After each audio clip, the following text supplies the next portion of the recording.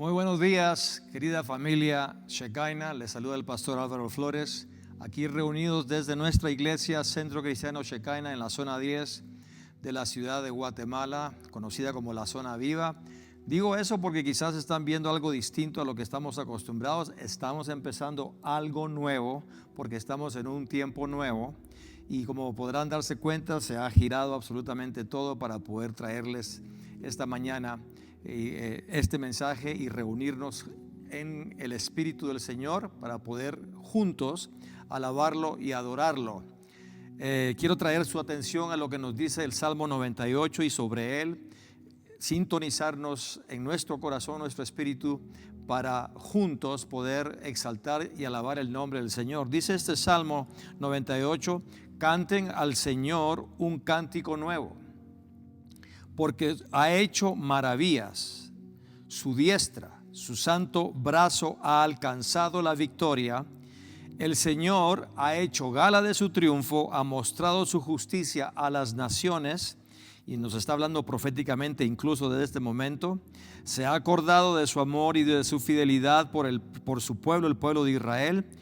Todos los confines de la tierra son testigos de la salvación de nuestro Dios, incluyendo Guatemala, incluyendo nosotros. Por eso dice el verso 4: aclamen alegres al Señor, habitantes de toda la tierra, prorrumpan en alegres cánticos y salmos. Canten salmos al Señor al son del arpa, al son de coros, al son del arpa melodiosa.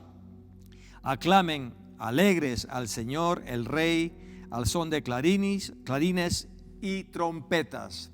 Esa es la exhortación, alegres, un cántico nuevo.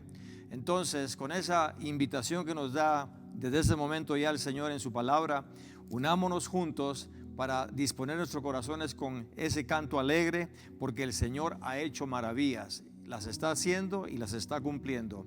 Por eso, Padre, es con esta promesa que juntos, en el nombre de Jesús, queremos levantar nuestro corazón y nuestra voz en esta aclamación de gloria y honor a tu nombre, porque creemos, confiamos y sabemos que tu justicia prevalece para siempre y está siendo manifiesta para tu pueblo en todas las partes del mundo, pero especialmente también los que ahorita nos unimos a través de este servicio en línea, para cada familia, cada hogar, cada padre, madre, hijos reunidos juntos todos en el nombre de Jesús.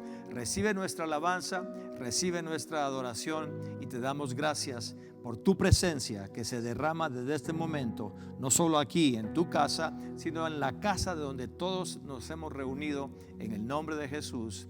Amén. Alabémoslos juntos, así como dice este salmo, con una aclamación alegre, un cántico nuevo. Hagámoslo.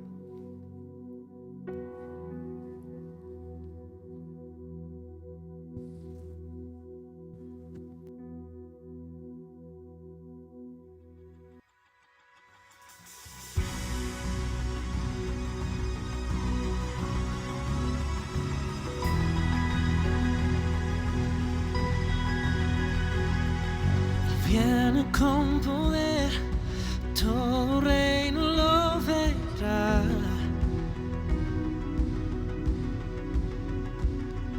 Cadenas romperán y todos le adorarán. ¿Quién como el Señor Dios fuerte? Él es el león, león de Judá.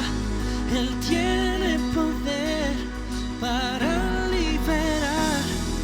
Todos se postrarán ante él. Él es el Cordero, Cordero inmolado.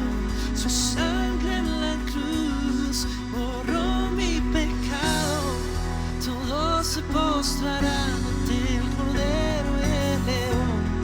Todos se postrarán ante ti. Puede aplaudir ahí en casa con nosotros.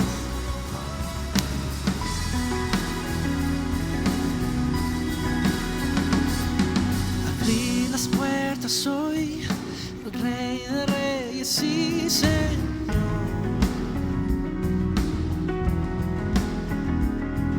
Al Dios de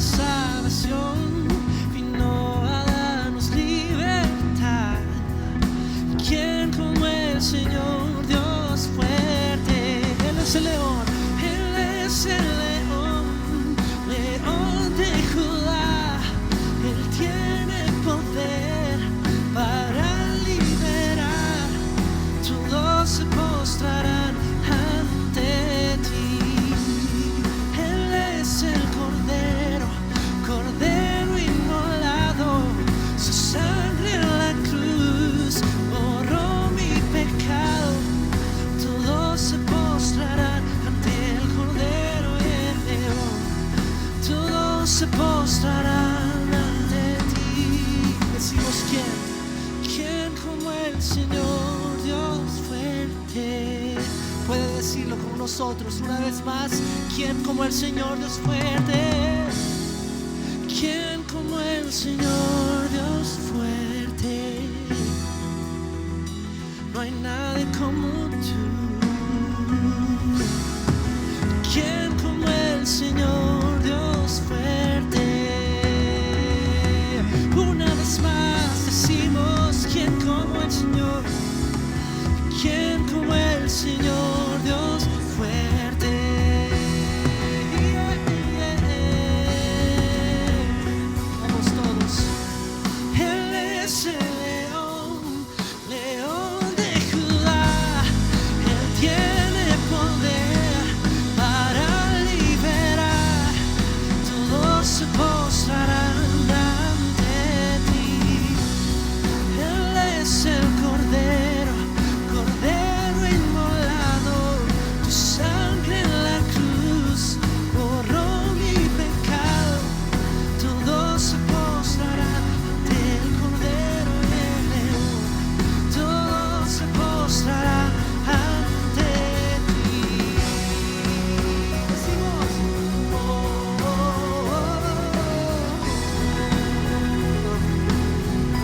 solo las voces cantamos.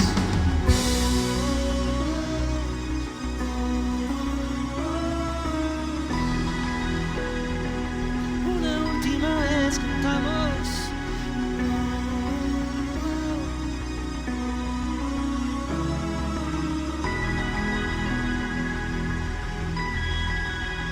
Alguien le puede dar un aplauso a Dios porque Él es bueno y sabemos que Él viene. Y estamos predicando su venida en esta mañana, ahí cada quien donde estamos, en nuestras casas. Es un gusto, quisiéramos poder estar todos juntos presencialmente aquí, pero tenemos la bendición de contar con cámaras, con computadoras para hacer llegar este momento a cada casa, a cada hogar. Y el Señor ahí está porque Él es omnipresente. Así que nos gozamos en cada momento ahí que estamos adorando a Dios. Y vamos a cantar Levanto un aleluya. Así que sabemos esta canción bastante bien. Levanto un aleluya. Una vez más cantamos todos. Levanto un aleluya. Otra vez, todos juntos. Levanto un aleluya. Una última vez. Levanto un aleluya. Amén.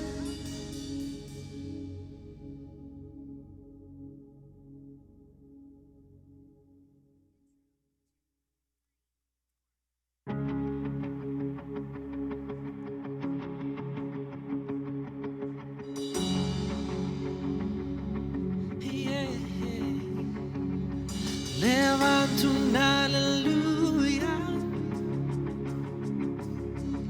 en medio de la adversidad. Levanto un aleluya que cae en la incredulidad. Levanto un aleluya.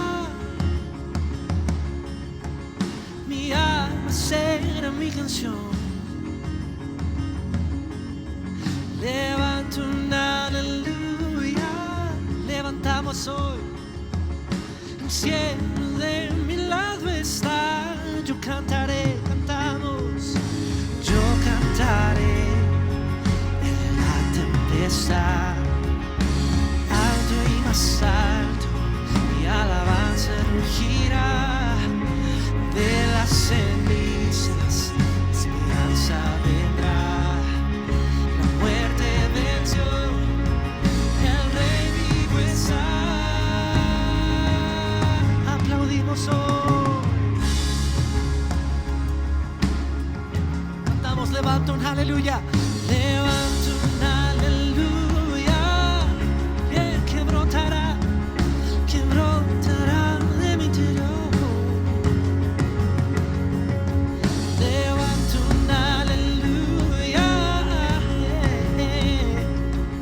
La oscuridad huyendo está.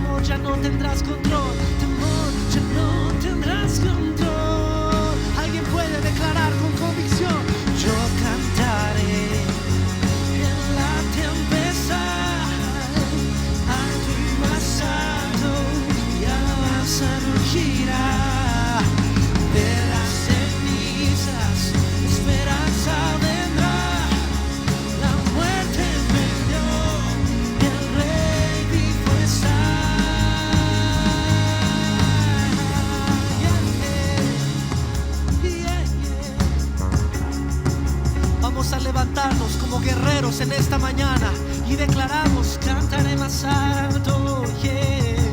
Cantaré más alto. Ustedes dicen: cantaré más alto, cantaré más alto, cantaré más alto, cantaré más alto, cantaré más alto, cantaré más alto. Ahora todos juntos cantaré, cantaré más alto en medio de la adversidad. Cantaré más alto, que calle la incredulidad, que calle la incredulidad. Cantaré más alto, mi alma será mi canción. Cantaré más alto, el cielo de mi lado, el cielo de mi lado está. Cantaré más alto en medio de la adversidad. Cantaré más alto, que calle la incredulidad. Cantaré más alto, mi alma será mi canción. Yo cantaré más alto, el cielo de mi lado está.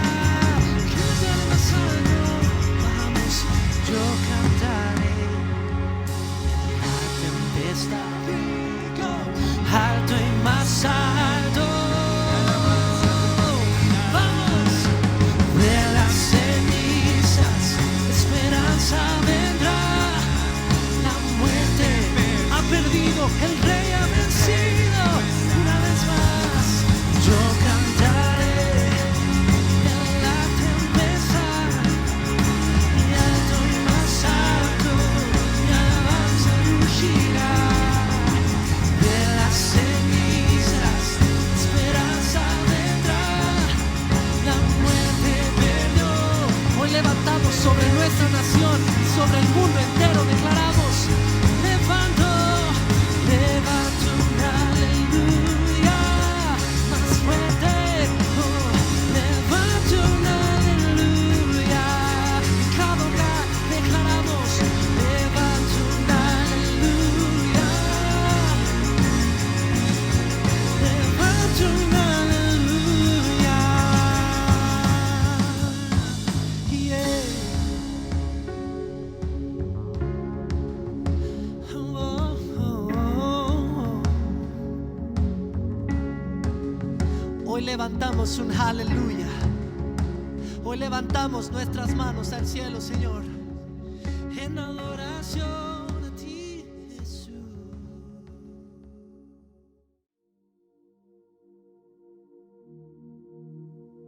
La batalla es tuya, Señor. Voy a ver la victoria, voy a ver la victoria. La batalla es tuya, Señor. Yeah.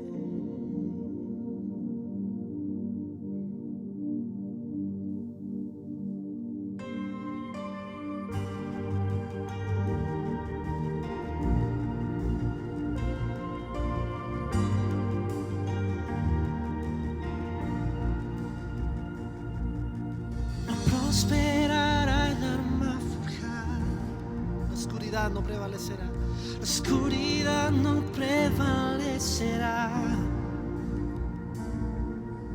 porque el Dios que sirvo siempre triunfará. Mi Dios no fallará, mi Dios no fallará, mi Dios nunca falla, mi Dios no fallará. Voy a ver la victoria, voy a ver la victoria. La batalla es tuya, Señor. Voy a ver la victoria, voy a ver la victoria. La batalla es tuya, Señor. Hoy declaramos victoria sobre cada batalla que está siendo librada en el nombre de Jesús. Declaramos hoy victoria. Vamos, Shekinah. Hay poder en el nombre de Cristo. Cada guerra que Él pelea, Él ganará. Nunca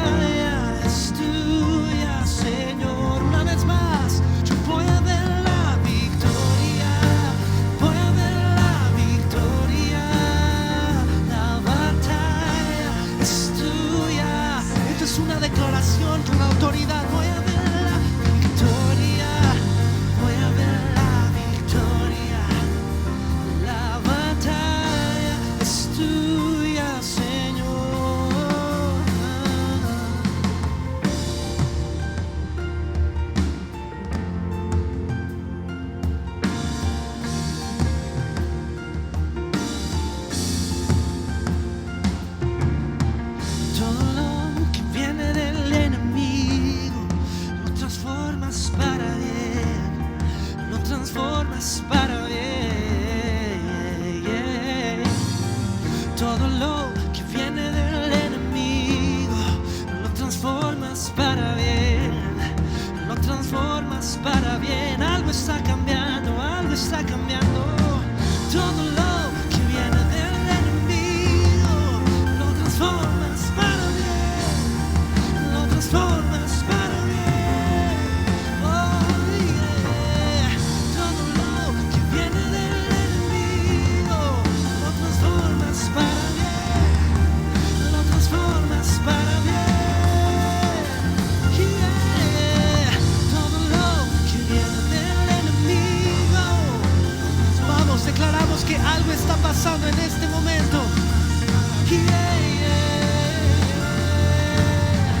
Todo lo que viene del enemigo lo transformas para bien, lo transformas. Voy a ver la victoria, voy a ver la victoria. La batalla es tuya, Señor. Una vez más, voy a ver la victoria. Vamos a ver esa victoria. Esos muros están cayendo ahora mismo. Oh, yeah.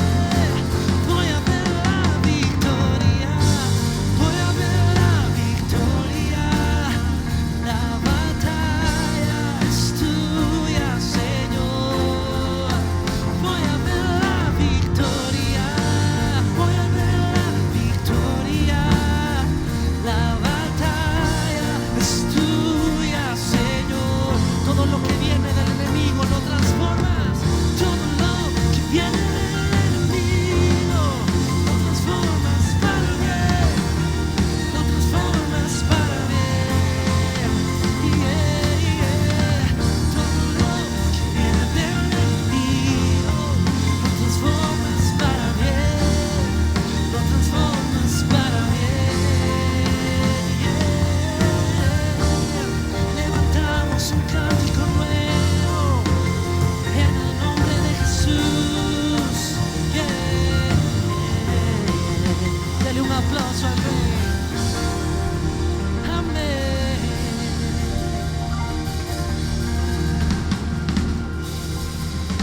Amén, amén.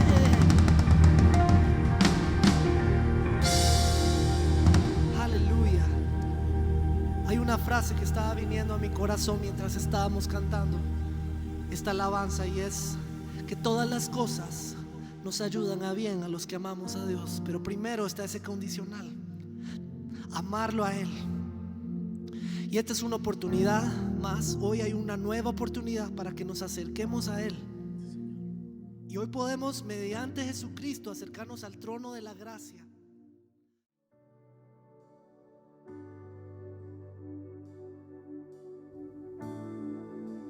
Hoy dejamos todas nuestras cargas a tus pies, Señor Jesús. No puedo volver al pasado, ni controlar lo que pueda venir. Alguien sabe que esto es cierto, pero aquí en el presente es ahora mismo, es donde tú me prometes estar.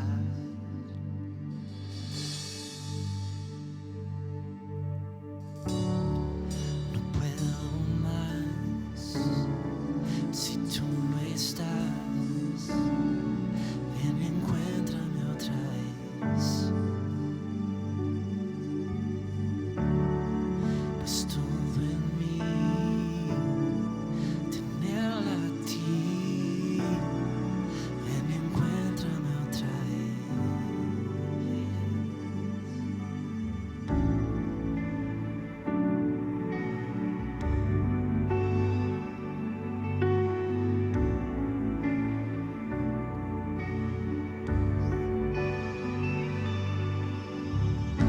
Mientras camine por el valle, tu amor apaga todo temor. Como el sol, la la sombra.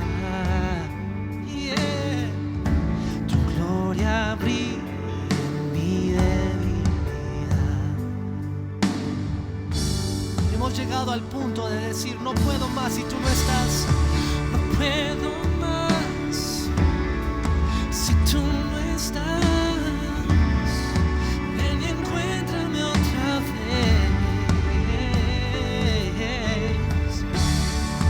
Pues todo en mí te anhela a ti. Ven y encuéntrame otra vez. No puedo más si tú no estás. Ven y encuéntrame otra vez. Pues todo en mí, pues todo en mí te anhela a ti. Yeah. Ven y encuéntrame otra vez.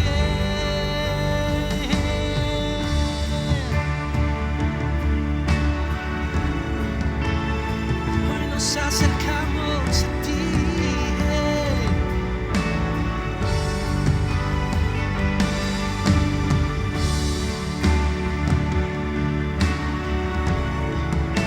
Vamos, la presencia de Dios está en este lugar ahora mismo. Ven y encuéntranos. Y por un momento me abandonaste. El Señor está aquí. El Señor está aquí. Ven, Santo Espíritu, aviva estos huesos. El Señor está aquí. Alguien dice: el Señor está aquí. Y por un momento me abandonaste. El Señor está aquí. El Señor está aquí. Ven, Santo Espíritu, aviva estos huesos. El Señor está aquí. El Señor está aquí. Levantamos nuestra voz a ti.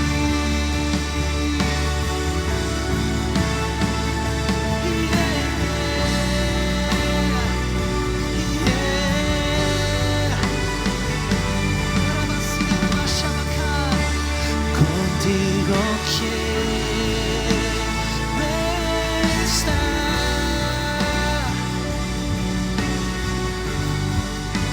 Hay una dulce presencia en esta mañana.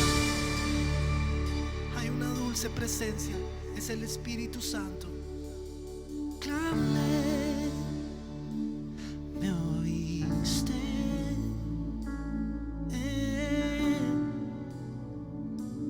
Me viniste a rescatar. Contigo quiero estar. Si necesitas que el Señor te rescate, solo declara: clamé, me oíste.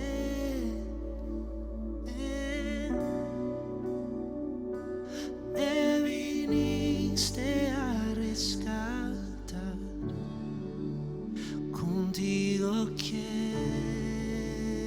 estar.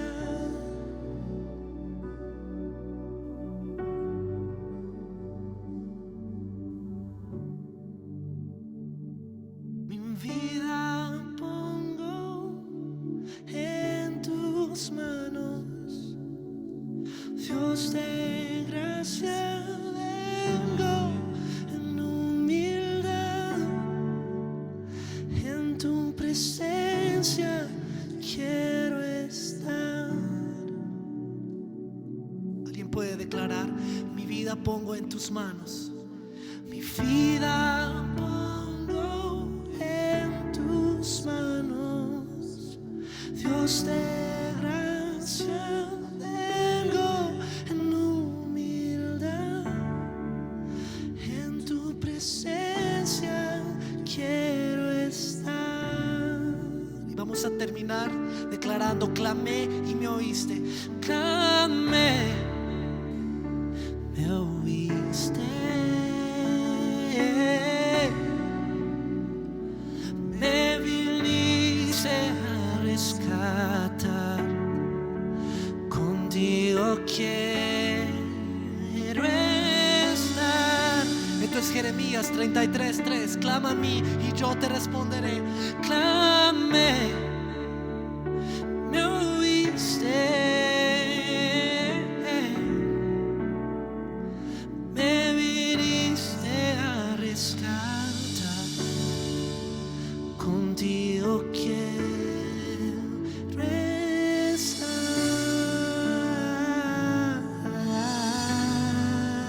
Vamos a terminar dándole un fuerte aplauso al Señor. Queremos estar contigo, Jesús. Queremos estar en tu presencia. Gracias por este tiempo que podemos adorarte, Señor. Aleluya. Tú eres santo, tú eres digno, Señor. Aleluya. Amén. Qué maravilloso tiempo, como siempre, estar en la presencia del Señor.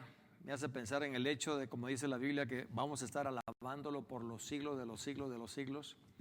Y estamos de verdad enriquecidos por su presencia. Antes de traer el mensaje, solamente quiero pues invitarlos a todos a que se mantengan conectados con nosotros a través de oración, a través de mensajes a los correos o a la iglesia si necesitan alguna petición en particular por las cuales necesitamos apoyarles. Al mismo tiempo quiero darles gracias a aquellos que fielmente han sido constantes en sus ofrendas y en sus diezmos, porque eso nos permite seguir expandiendo la obra que el Señor ha puesto en nuestras manos. En este tiempo especialmente, pues les exhorto a que siempre mantengan eso delante de su corazón, libre, voluntario por supuesto, pero para el Señor. Y bueno, entonces esta mañana necesito prepararlos. Les quiero pedir que por favor se me preparen, porque tengo un mensaje que me está quemando los huesos, como dice Ezequiel, me arde adentro. El título del mensaje es: el final de los tiempos se acerca. El escenario para el anticristo está listo. El mundo entero, la humanidad total, está viviendo un caos tormentoso, como ya todos estamos al tanto de ello. Pero antes de ver esto del caos y esto de la situación que estamos viviendo, quiero empezar diciendo muy gozoso, con mucho gozo y victoriosamente, que el Rey de Reyes y el Señor de Señores, el Príncipe de Paz, está por venir. Y solo voy a citar eso, no va a estar ahí en su pantalla, pero en Apocalipsis 19 leemos: entonces vi el cielo abierto, verso 11, y he aquí un caballo blanco, y el que lo montaba se llamaba Fiel y Verdadero, y con justicia juzga y pelea. Sus ojos eran como llama de fuego, y había en su cabeza muchas diademas. Tenía un nombre escrito que ninguno conocía sino él mismo. Estaba vestido de una ropa teñida en sangre, y su nombre es el Verbo de Dios. Y los ejércitos celestiales, vestidos de lino finísimo, blanco y limpio, le seguían en caballos blancos. Y de su boca sale una espada aguda para herir con ella a las naciones. Él las regirá con vara de hierro, y él pisa el lagar del vino del furor y de la ira del Dios Todopoderoso. Y en su vestidura y en su muslo tiene escrito este nombre: Rey de Reyes y Señor de Señores. Como ya les dije, estamos bajo un caos global en toda la humanidad. La humanidad se está desmoronando vertiginosamente. Estamos siendo testigos de plagas, de langostas, plagas de todo tipo, pandemias, la bolsa de valores colapsando, las fronteras cerradas mundialmente, cuarentena abierta para toda la humanidad. La pregunta ¿es este el comienzo? Escúcheme bien, el comienzo del retorno del Señor. El comienzo del retorno del Señor. Jesús nos advirtió que antes de su regreso habrían plagas, pestilencias, guerras, terremotos. Pero honestamente no creo que la pregunta correcta que tengamos que hacernos es si este es el comienzo del retorno del Señor. La pregunta correcta es: ¿cómo podemos hacer para que cuando Él venga nos encuentre fieles, nos encuentre listos? ¿Cómo puedo trabajar para que el Evangelio resplandezca con su brillo en medio de todo este caos? Porque si el Señor viniera hoy, o si es tu último día en la tierra y estás delante de la presencia del Señor, ¿estarás listo para ello? ¿Estaremos listos para ello? En el libro de Hebreos, y solo para dar esta claridad, en el capítulo 1, tú vas a ver ahorita, leemos para definir lo que son el final de los tiempos. Hace mucho tiempo, dice el verso 1, Dios habló muchas veces de diversas maneras a nuestros antepasados por medio de los profetas. Y ahora, en estos últimos días, nos ha hablado por medio de su Hijo. Dios le prometió todo al Hijo como herencia, mediante el Hijo creó el universo. Entonces los últimos días comenzaron cuando Jesús vino, murió y resucitó y ascendió al cielo, y hemos estado por ya más de 2000 años en los últimos días. Lo que se está sucediendo es que ahora el final de esos últimos días es el que se nos acerca. Para ello tenemos que entonces ver lo que nos dice segunda de Timoteo capítulo 3, una vez más. Es un tema que he abiertamente tocado muchas veces en el pasado, pero una vez más lo tengo que hacer. En el verso 1 leemos: también debes saber esto, que en los últimos días se presentarán tiempos difíciles, pues habrá hombres muy peligrosos, hombres que serán amantes de sí mismos y del dinero, serán vanagloriosos, serán soberbios, serán blasfemos, serán desobedientes a los padres, ingratos, impíos, sin afecto natural o sin amor, implacables, calumniadores, intemperantes, crueles, aborrecedores de lo bueno, traidores, impetuosos, envanecidos y amantes de los placeres más que de Dios. Tendrán apariencia de piedad, pero negarán su eficacia. Aquí leímos que no tienen afecto natural, es perder toda sensibilidad humana, es dilapidar la humanidad. El afecto natural es el amor a los padres, el amor a los hijos, el amor a los hermanos, el amor a los abuelos, el amor a la familia, el amor al prójimo. Estos hombres de estos tiempos, dice segunda de Timoteo, y Pablo cuando le dice en los últimos tiempos se refiere a las últimas décadas. Vendrán tiempos peligrosos. Estos hombres no tienen esa clase de amor. El verbo aplacar, dice, son intemperantes. No hay nada que los pueda aplacar, no hay nada que los pueda detener. Se refiere a cómo poder templar algo. Eso se está perdiendo cada vez más, y ahora el caos se ha hecho cada vez más intenso a nivel mundial. Y sigue diciendo Pablo en esta carta a Timoteo: a estos evita, pues dice aquí: entre estos están los que se meten en las casas y se llevan cautivas a las mujeres. Pero dice en el verso 10: tú has seguido de cerca mi enseñanza. Mira el contraste. Pero tú has seguido de cerca mi enseñanza, mi propósito, fe, paciencia, amor, perseverancia, mis persecuciones y aflicciones, como las que me sobrevinieron en Antioquía, Iconio y Listra. Todas estas persecuciones he sufrido, y de todas ellas me libró el Señor. También todos los que quieran vivir piadosamente en Cristo Jesús serán perseguidos. Esa es la advertencia que nos da. Pero los malos hombres y los engañadores irán de mal en peor, engañando y siendo engañados. Y mira, todavía nos agrega en el verso 14: pero persiste tú en lo que has aprendido y te has persuadido, sabiendo de quiénes lo has aprendido, y que desde tu niñez has conocido las sagradas escrituras, las cuales te pueden hacer sabio para salvación por medio de la fe que es en Cristo Jesús. Toda la escritura, dice la Biblia aquí en el verso 16, es inspirada por Dios y es útil para la enseñanza, para la reprensión, para la corrección, para la instrucción en justicia, a fin de que el hombre de Dios o la mujer de Dios sea perfecto, enteramente capacitado para toda buena obra. Lo que estamos leyendo aquí nos describe todos los estratos de la sociedad bajo anarquía. Anarquía es la ausencia del poder público que rige las leyes y las normas de vida. Significa también, la anarquía significa desconcierto, confusión, caos, barullo, debido a la falta de autoridad o la debilidad de la autoridad. Entonces, estamos ahorita viviendo estos tiempos muy peligrosos, tiempos muy duros, este caos. ¿Cómo tenemos que manejar esta situación?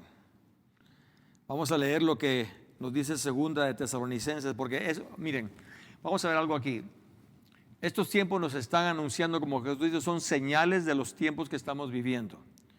Y las señales sirven para indicarnos, para ayudarnos a encauzar nuestra dirección. Estos tiempos, acabamos de leer, irán de mal en peor. No se van a ir arreglando poco a poco. Y no quiero que se vaya tu mente ya a la derrota, al pesimismo, al abatimiento. Porque les comencé diciendo, nos están anunciando que estamos cada vez más cerca de ese maravilloso retorno de nuestro Rey y Señor. Y eso nos debe animar. Vuelvo a repetir, la pregunta de este mensaje es, ¿cómo hago para estar listo para ese retorno? Pero quiero hacer esta aclaración porque es importante que la Biblia sea nuestro referente principal a la hora de interpretar los tiempos que estamos viviendo.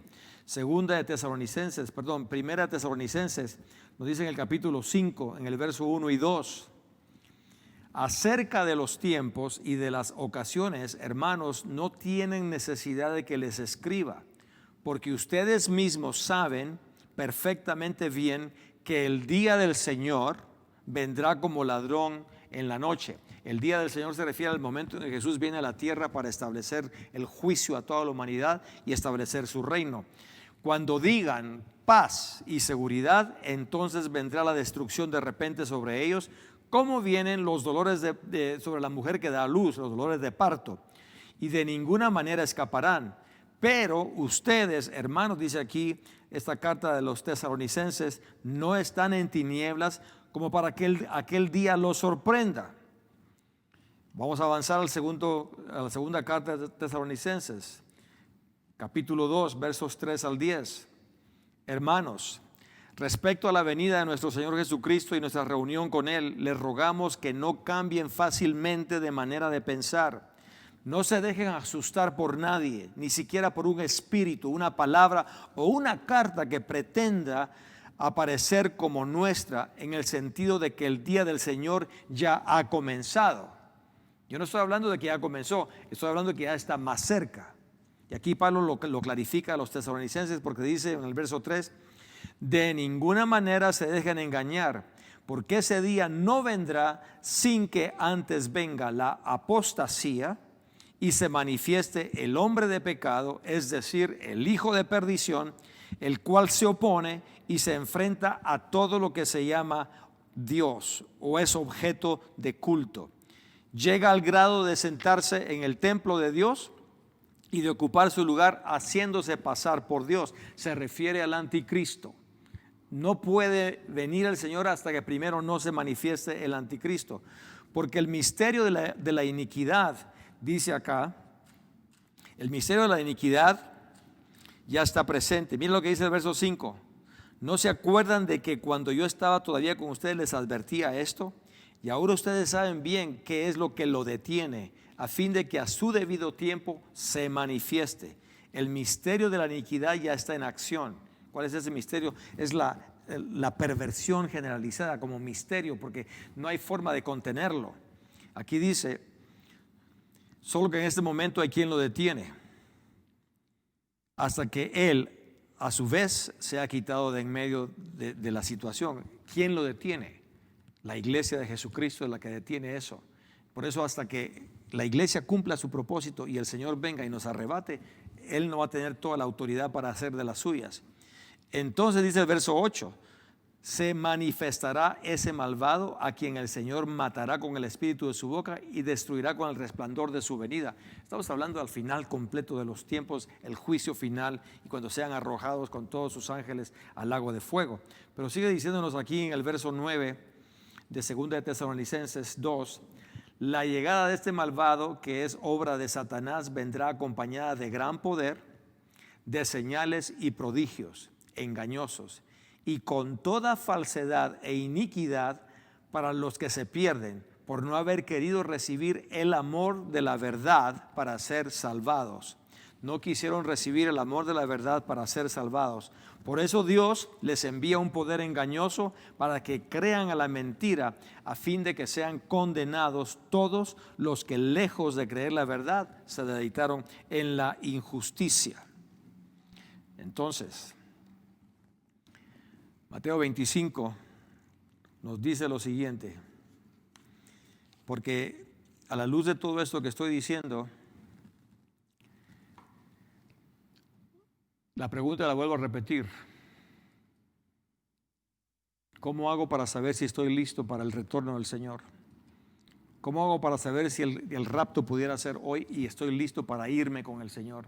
¿O cómo hago para saber si es mi último día en la tierra y mi corazón deja de latir y me paro frente a su trono, si estoy listo para pararme frente a Dios?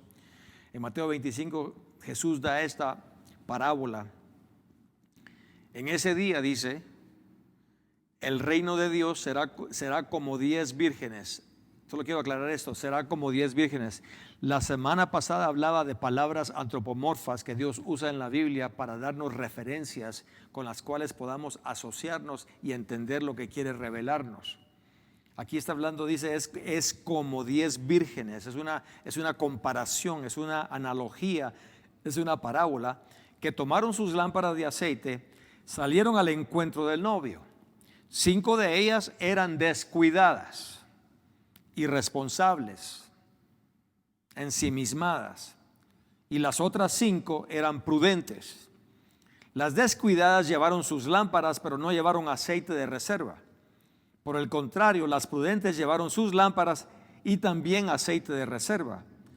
Como el novio se demoraba mucho, todas las jóvenes se cansaron y se durmieron. Y ese es el riesgo que hay, que la iglesia se adormezca. Es inevitable, escúchenme, es una parábola que nos explica hechos reales. Pero sigue diciendo aquí, pero a la medianoche alguien gritó, oigan, viene el novio, salgan a recibirlo.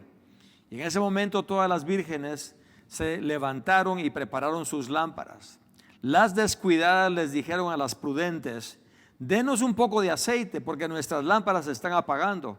Pero las prudentes les respondieron, no les podemos dar nada porque no queda suficiente para ustedes y para nosotras. Más bien vayan a los vendedores de aceite y compren para ustedes.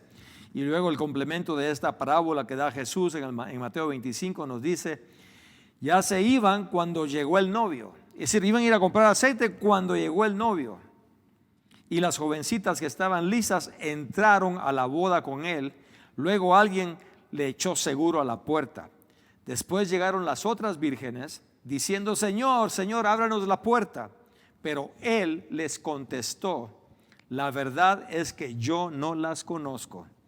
Así que estén listos, porque ustedes no saben el día ni la hora en que vendrá el Hijo del Hombre. Repito, estén listos. Estén listos, porque no sabemos el día y la hora. A la luz de todo esto, entonces, necesito darte esta exhortación. ¿Cómo hago para estar listo? ¿Cómo hago para estar listo?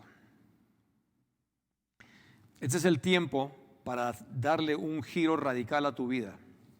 Un giro sísmico, por así decirlo. Un giro total a tu vida. Este es un tema que no muchos quieren tocar, del cual no quieren hablar y muchos tampoco quieren oír. Quieren oír de buenas noticias, de promesas maravillosas, de una vida excelente y una vida exuberante, la cual no es que no sea posible, pero estamos con la claridad de lo que estamos listos para enfrentar y qué es lo que el Señor nos está mandando a decir hoy en su palabra. Jesús incluso dijo que si no hacemos lo que esta palabra que hoy les voy a dar ahorita nos ordena, no vamos a poder tener ni siquiera relación con Dios. No importa qué tan religioso seas o qué tan bueno te creas o te consideres, con qué frecuencia asistes a la iglesia o si sirves en algún ministerio y eres fiel en tus ofrendas, nada de eso va a importar si no haces lo que esta palabra que les voy a dar ahorita, que es la única que nos va a garantizar el estar preparados si el Señor viniera en este momento. Sin esa palabra ni siquiera podremos mantener una vibrante relación con Dios. Y la palabra a la que me refiero es arrepiéntense. Arrepiéntanse. Arrepiéntate. Todos han estado quizás en algún lugar en el aeropuerto cuando va a despegar el avión y se oye el anuncio en los autoparlantes: primera llamada, el vuelo tal está próximo a despegar, por favor vayan a la puerta tal. Segunda llamada, pero finalmente llega lo que se llama la última y la tercera llamada. Siento que estamos entre la segunda y próximos a escuchar la última llamada. Si alguna vez te ha pasado que le hiciste caso omiso a esa última llamada y corriste tarde a la puerta solo para darte cuenta que el avión ya había despegado, no importa el berrinche que hagas, la pataleta que hagas, no importa a quién insultes, no importa, es que no saben quién soy fulano y mengano, y nada de eso va a importar. Si cuando llegó el momento de estar listo, lista, fuiste de las 5 vírgenes imprudentes, como dice la escritura que leímos en Mateo 25, y las 10 son la representatividad de la iglesia en su totalidad. Entonces tengo que estar listo para esa última llamada. Jesús fue el que predicó, el primer mensaje que predica Jesús. Él usa esta palabra que les acabo de dar, arrepentimiento. Mira lo que leemos en Mateo 4. Cuando Jesús se enteró de que Juan estaba preso, volvió a Galilea, pero se retiró de Nazaret y se estableció en Cafarnaúm, ciudad marítima en la región de Zebulón y Neftalí, para que se cumpliera lo dicho por el profeta Isaías: tierra de Zabulón y tierra de Neftalí, camino del mar al otro lado del Jordán, Galilea de los gentiles. El pueblo asentado en tinieblas vio gran luz, y a los que vivían en región de sombra de muerte les resplandeció la luz. Pero mira entonces lo que dice el verso 17: desde entonces Jesús comenzó a predicar y decía, desde ese momento comenzó Jesús a predicar su primer mensaje y decía: arrepiéntanse, porque el reino de los cielos se ha acercado. Y lo que vamos a oír en la mayoría de muchos mensajes populares alrededor de los púlpitos es sobre mensajes de prosperidad. Quiero ser muy claro: Dios no está opuesto a la bendición de tu vida, pero no va a ser esa bendición a costa de que no estés listo para su retorno o para el tiempo en que Él te llame a su presencia. Por eso quiero predicarte el día de hoy lo que Jesús predicó: el arrepentimiento. Un día yo voy a tener que entregarle cuentas al Señor de los mensajes que les compartí o les entregué a ustedes de parte de Él.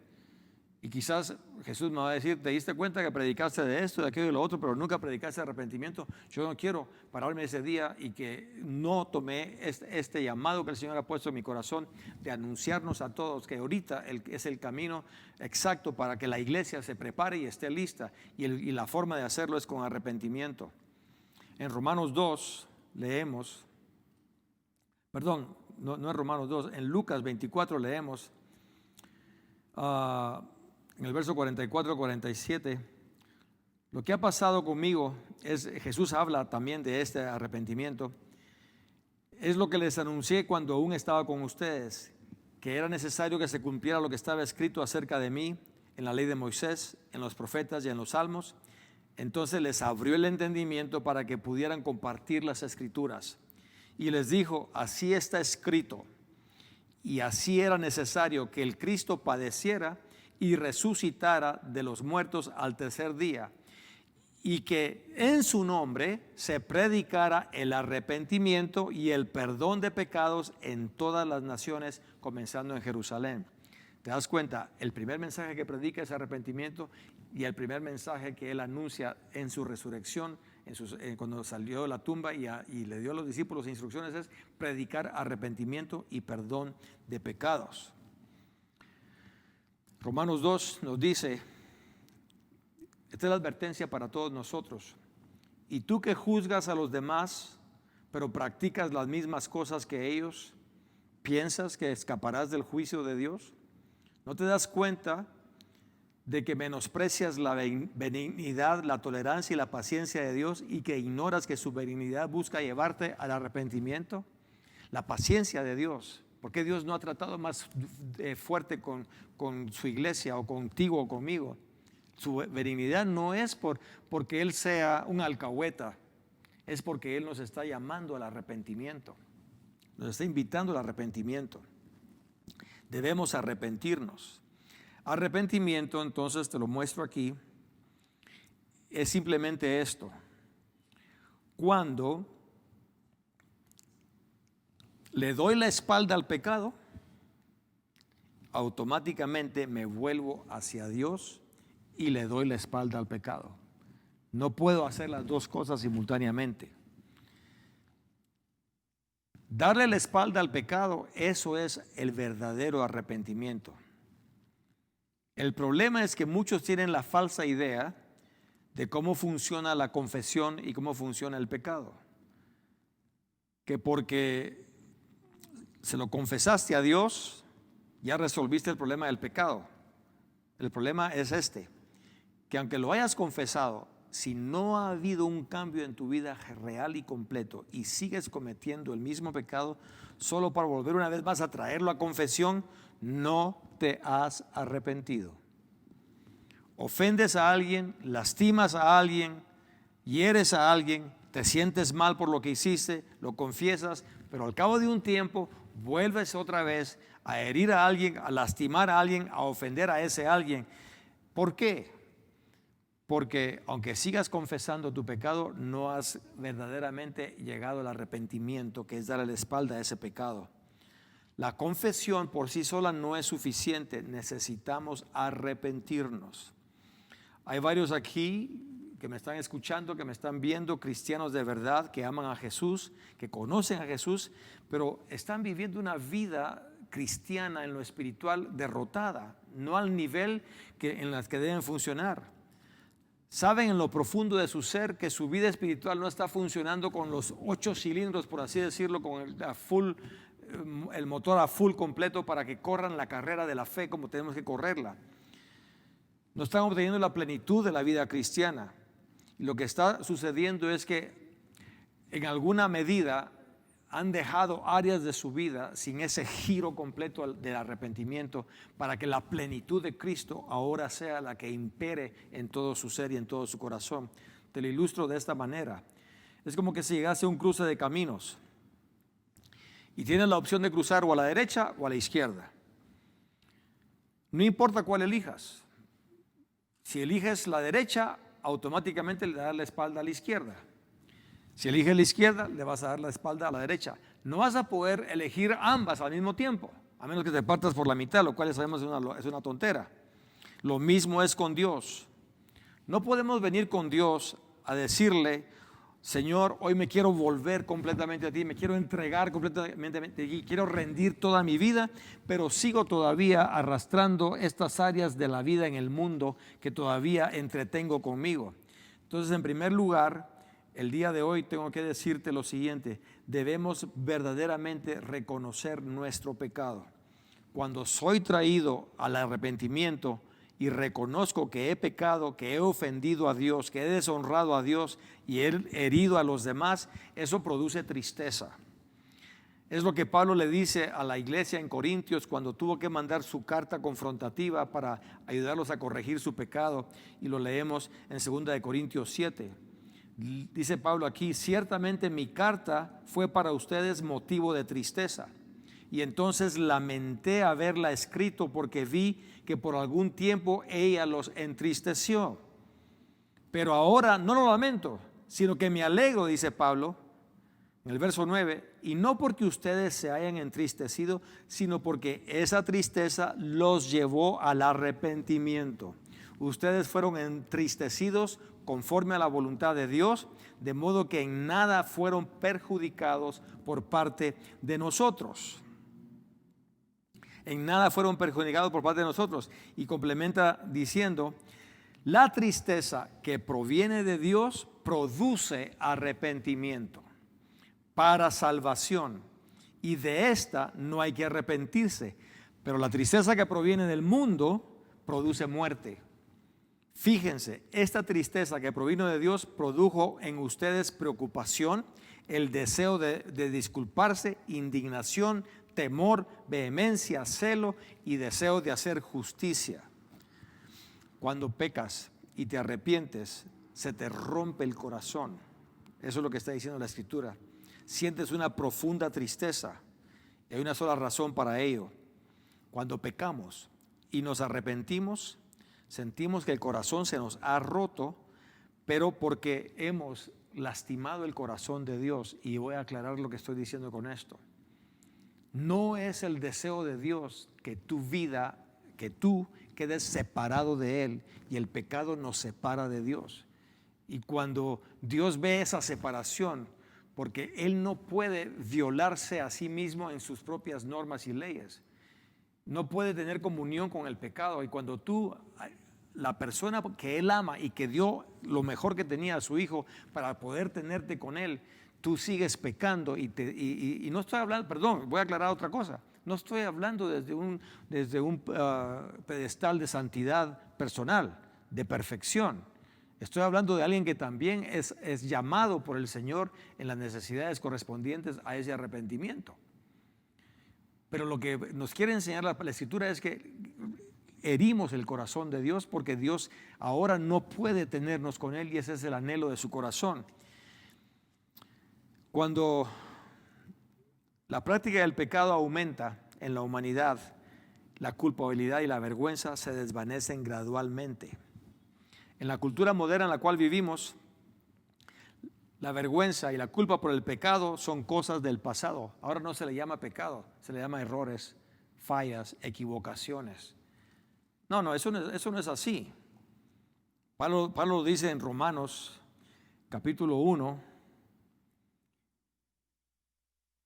A pesar de haber conocido a Dios, no lo glorificaron como a Dios ni le dieron gracias, sino que se envanecieron en sus razonamientos y su necio corazón se llenó de oscuridad. Y como ellos no quisieron tener en cuenta a Dios, Dios los entregó a una mente depravada para hacer cosas que no convienen. Y aquí da una explicación, al igual que la da a Timoteo en la segunda carta.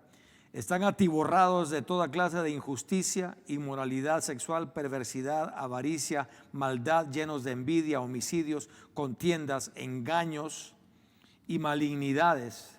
Son murmuradores, detractores, aborrecedores de Dios, injuriosos, soberbios, altivos, inventores de males, desobedientes a los padres, necios, desleales, insensibles, implacables, inmisericordios.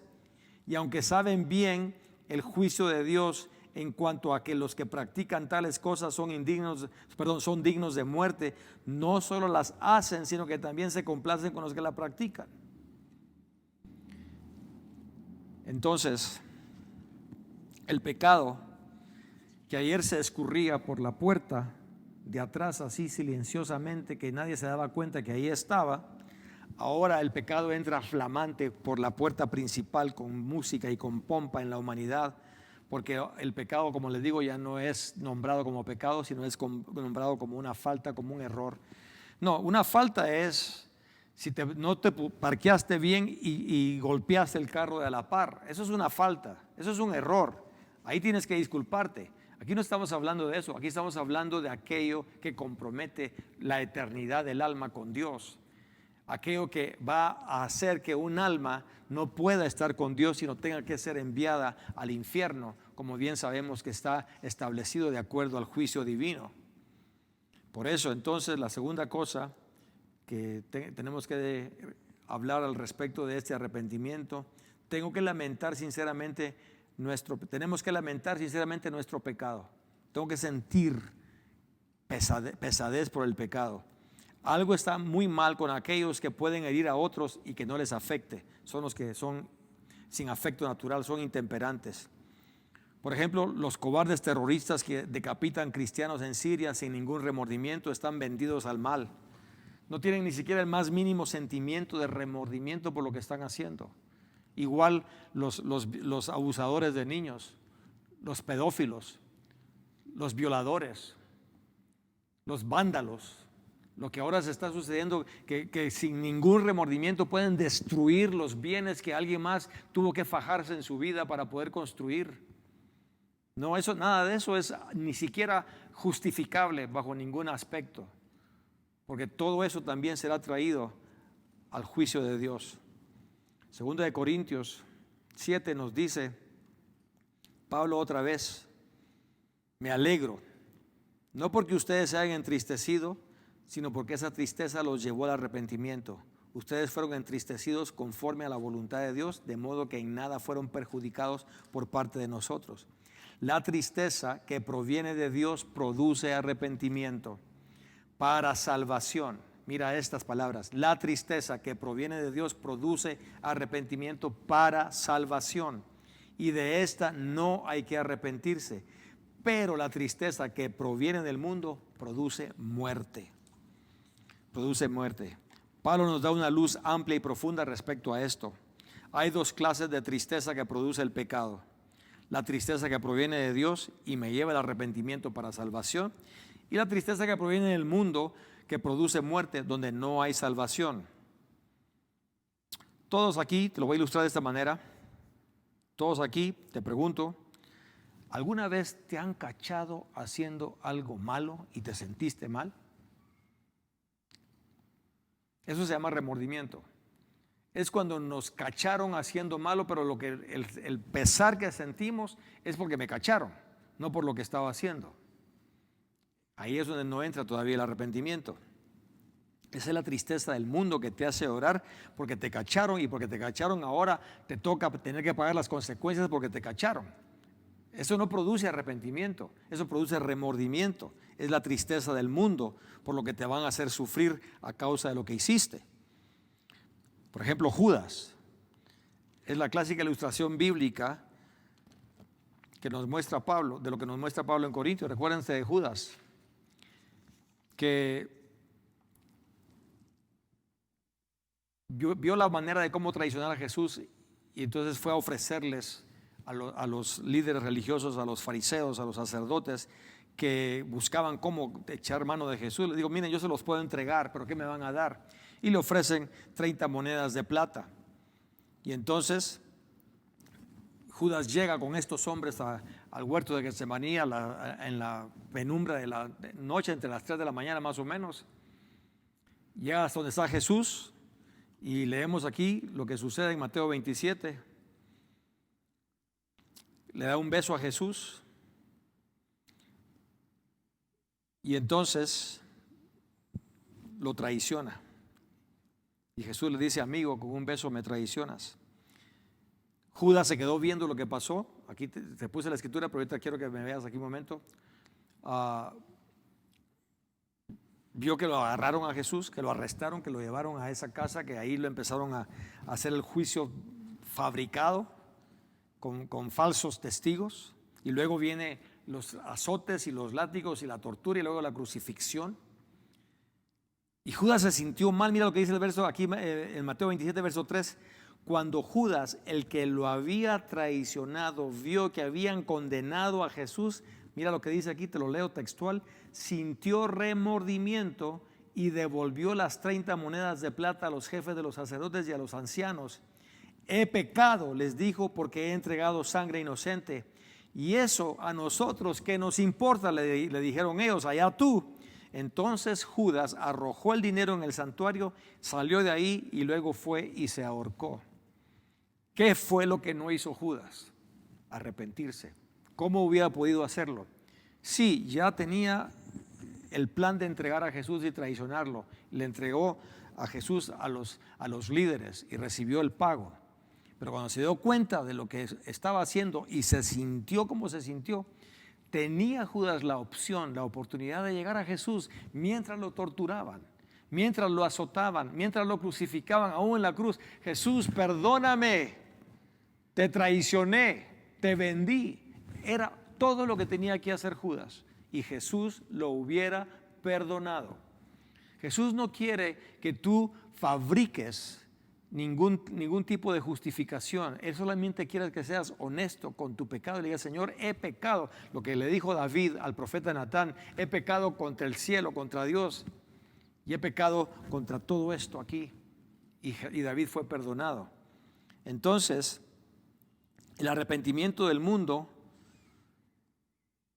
no te da opción de arrepentimiento para salvación.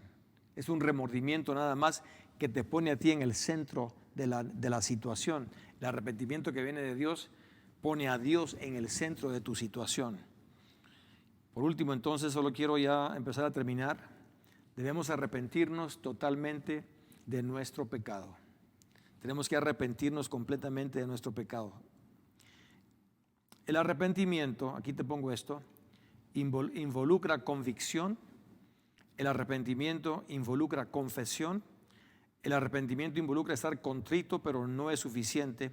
El arrepentimiento siempre incluye un cambio, un giro 180 grados para que tu vida ahora pueda tener la plenitud de Dios. Esta es la forma en la que podemos estar listos si el Señor regresa hoy mismo. Donde no tengo nada pendiente con Dios. Cuando cambias tu mente y cuando cambias tu corazón y cambias el rumbo de tu vida, le das un giro 180 grados en la dirección correcta a tu vida. Es lo que Pablo les decía otra vez más, regresando a la parte final de Corintios 7 que les di hace un momento. La tristeza que proviene de Dios produce arrepentimiento para salvación y de esta no hay que arrepentirse. Pero la tristeza que proviene del mundo produce muerte. Fíjense, esta tristeza que provino de Dios produjo en ustedes preocupación, el deseo de disculparse, indignación, temor, vehemencia, celo y deseo de hacer justicia.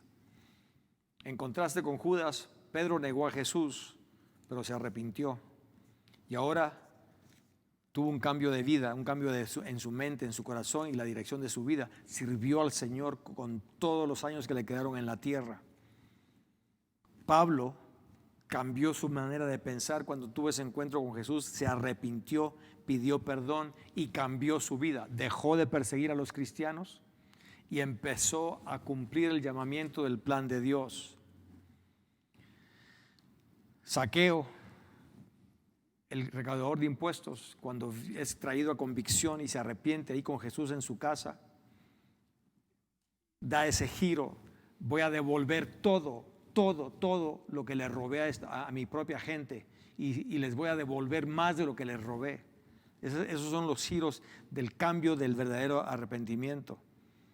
Tenemos tantos testimonios en la Biblia: el leproso, el ciego Bartimeo, María Magdalena, la mujer que le lava los pies a Jesús con sus lágrimas, la mujer que fue encontrada en el acto mismo del adulterio y Jesús le dice: yo tampoco te condeno, vete y no peques más. Ella fue llevada a arrepentimiento, a girar el rumbo de su vida.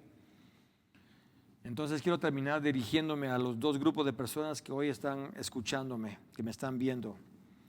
Los que dicen estar bien con Dios, que han recibido a Jesús en su corazón como Salvador, fueron bautizados, asisten a la iglesia, sirven o tienen un ministerio, pero hay algo que les perturba. Realmente no ha habido un verdadero y completo cambio en su vida. ¿Por qué? No rehusamos arrepentirnos, es la única explicación que cabe aquí.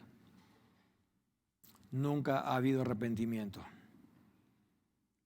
El otro grupo de personas son los que saben que están mal con Dios, que tengan pecado en su vida, que siguen practicando ciertas cosas, aunque ya han tenido algunos acercamientos a Dios, pero todavía persiste en su vida, qué sé yo, pornografía, codicia, amargura, envidia, borracheras, pleitos, amargura en su corazón, celos, envidias, murmuraciones, chismes.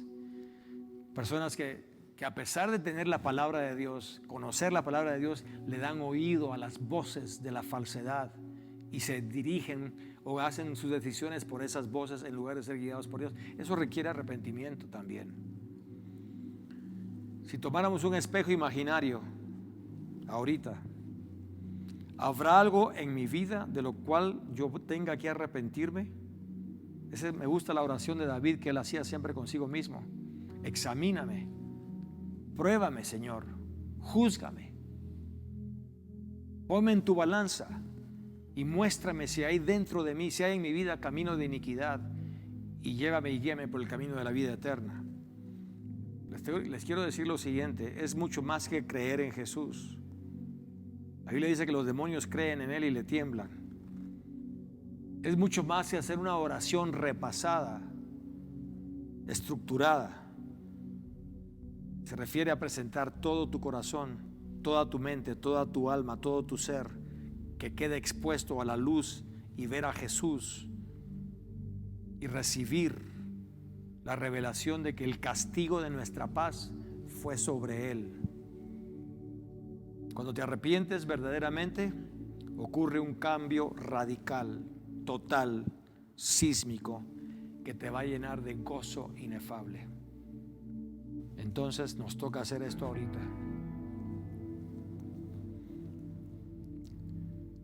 Todo este mensaje tiene que ver con los tiempos que estamos viviendo, y el primer paso para la iglesia, para poder ocupar el lugar que tenemos que ocupar en el cumplimiento de los tiempos proféticos, es estar listos como iglesia y resplandecer con la luz de su evangelio, y estar listos para su retorno o para que Él nos llame a su presencia. Entonces la iglesia tiene que lavar sus ropas por medio de la confesión y el arrepentimiento. Sin excepción, estoy absolutamente seguro que todos y cada uno de nosotros podemos admitir con Dios que tenemos necesidad de ese arrepentimiento, de esa confesión, de ese pedir perdón, pero al mismo tiempo de un compromiso de voy a girar mi vida para que ahora sea la vida que tiene que ser para servir al Rey de Reyes y al Señor de Señores, que está próximo ya, más cerca que antes, a su regreso a la tierra. ¿Cuántos están listos para hacerlo conmigo? Ahí donde están en su casa. Ese es un tiempo muy importante, porque ahorita mismo los ojos del Padre, la presencia del Espíritu Santo y el testimonio del sacrificio de Cristo están en tu corazón, invitándote a que no haya nada en tu vida que quieras esconder, explicar, justificar, sino sencillamente decir: Señor, soy pecador, estoy pecando, incluso hazlo personal, en esto, en aquello, en lo otro. Perdóname, perdóname, te lo pido, Padre. Si alguna vez te lo he pedido, te lo pido hoy otra vez. Perdóname, perdóname. Mi corazón siente dolor, Señor, porque si hoy vinieras y si oyera tu trompeta, quizás no esté listo para irme contigo porque no he confesado esto. Perdóname, perdóname. Y al pedirte perdón, estoy listo, Señor, lo siento en mi espíritu y en mi corazón, para dar un paso firme que le da un giro completo a mi vida, para darle la espalda para siempre al mundo y al pecado y al sistema de vida humano, y poder poner mi mirada solamente en el Dios Todopoderoso, el Padre Eterno, y en Jesucristo, quien está más próximo a llegar a recogernos. Me quiero ir contigo, Jesús. Ayúdame a que no haya nada en mi vida que pueda impedir que eso suceda. Te lo pido, Padre. Te lo pido a ti, Hijo. Y ayúdame, Espíritu Santo, en el nombre de Jesús. En el nombre de Jesús. Este es el llamado de la voz del Padre a su iglesia. La Biblia dice en Efesios que Jesús la purificó por medio de su palabra para presentársela a sí mismo una iglesia sin mancha, sin defecto, sin arruga, santa, radiante. Y es por ella por quien Jesús viene. Así que buenas noticias. Si hiciste esta oración y en tu corazón vino ese arrepentimiento genuino para darle ese giro a tu vida. Prepárate porque los mejores tiempos para ti están comenzando ahorita.